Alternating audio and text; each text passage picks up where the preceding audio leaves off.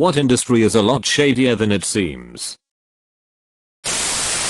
My dad knows a story from someone who works for a nationwide grocery chain. They have to deal with an Italian mafia to import balsamic vinegar. Trucking. The margins are razor thin, and so everyone is trying to nickel and dime each other constantly. The drivers lie to their dispatchers, the dispatchers lie to the brokers lie to the clients. All of this for like $50-100 sometimes. Domain names. There's so much shady stuff that goes on when it comes to domain names. Cyber squatting, sketchy registrars, domain hijacking, scams, predatory pricing, etc. Then there's the whole icon/.org fiasco that's been in the news recently. Cruise ships. I was told I was having a minimum of 1 day off every week and work normal hours, 8-10 h/day, with a good pay and good prepaid tips. I ended up working 30 days in a row, all over 400 hours, for $1,600 with tips included. This company I was working for was called Scenic Cruises, ship was called Manuscript Scenic Crystal, which was an Australian company working over a Swiss company going under a Maltese flag, sailing in Central Europe. That's how I understood it anyways. They deliberately did this, so they could break international laws. I counted at least 5 that they broke. Biggest scam company I ever worked for. I resigned after my first month. The police boarded the ship every once in a while, because they knew this, but they couldn't do shit, because they had no jurisdiction over the ship. I was forced to work with a 39 Celsius fever. I really wanna ref this company up, but I literally have no idea how. And hiring an international lawyer, or whatever is too expensive. Edit, if anyone knows how please contact me. Pet industry. Basement puppy mills and dogs that are so inbred they can hardly breathe.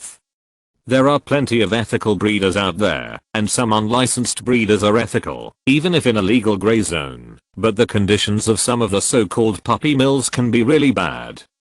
Sometimes when breeds are mixed, and the pup gets the recessive genes the breeders weren't looking for, they straight up euthanize it, because they know it won't sell.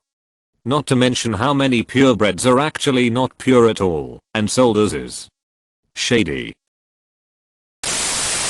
CBD, lot of predatory companies making subpar products with questionable raw materials, and then marking it way the F up, and selling it as a miracle cure to vulnerable and ill-educated consumers. Usually have a high-power legal team on deck, but pay their workers shit and no benefits.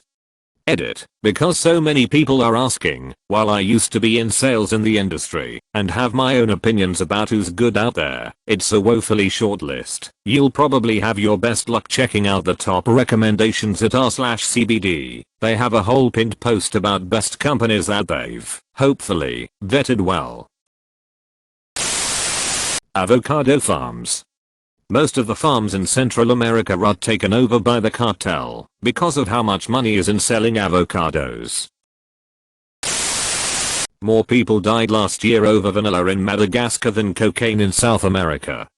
They've even coined the term vanilla murder. Farmers hire armed mercenaries to guard their crops from thieves near harvest time, and if one is caught, well, let's just say it's in response to all the farmers that were killed by thieves for the same reason. This article, link, is a fairly light read on the subject without anything too graphic. But there's a great deal of information about it floating around. Along with some pretty disturbing accounts. The maritime industry. Most of the big companies do things by the book and treat crews well, because they are afraid of lawsuits and unions, but many smaller mom and pop companies break laws and violate safety regulations with reckless abandon because they are not as visible and can stay under the radar, so to speak. It's very common for a small company to ask a captain/crew to do something illegal and dangerous in order to increase profit, and for the captain/crew to comply out of fear of losing their jobs. And that's just the US maritime industry. Sailors from poorer nations who work on ships are often fed little more than rice and cheap ramen for months at a time, and paid pennies for their back-breaking work. I love running tugs for a living, but the industry as a whole is rife with shady business. A lot of hobby fish importing is pretty shady. You have farms of certain types of fish like bettas in some areas of the world that are run with the fish in horrible conditions. Which is why a lot of the ones you get in a major chain store are sick before you even bring them home. The stores will blame the fish being stressed, but I've ordered and received hundreds of fish from small breeders/sellers and outside of Cory catfish that really enjoy committing suiciding by poisoning their own water. The fish arrive healthy and fine. Outside of boutique fish farming, the way some wild fish are caught is just horrible. The trappers will likely poison the water supply to knock out the fish, then scoop them out of the water without a care for that area's ecosystem. This has led to depletion of some natural species to the point they are now endangered. Lastly, boutique fish sellers/major chains do not give half a rat's ass what happens to the fish in the end. This means that people who buy fish like plecus, bettas, goldfish, etc. end up getting sick of them and dumping them in local waterways to supposedly get rid of the problem. So in some areas, these fish have completely destroyed the local water ecology because, like other invasive land species, they were never meant to be there. One of the worst offenders is the lionfish in Florida.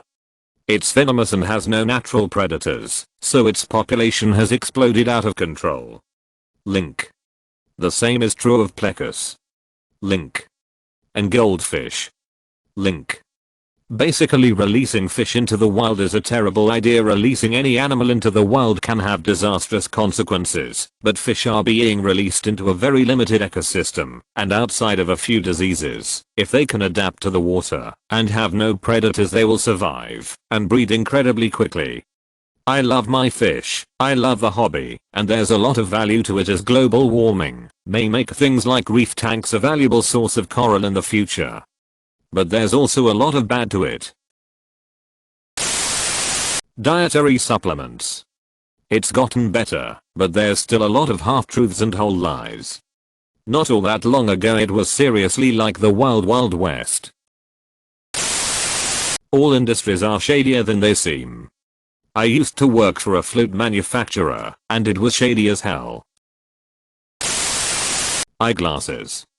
You have no idea the snow job they put most people through when it comes to buying them. It's far, far worse than trying to buy a new car from a dealership. Wholesale frames are about $5-20. Wholesale lens blanks are another $10.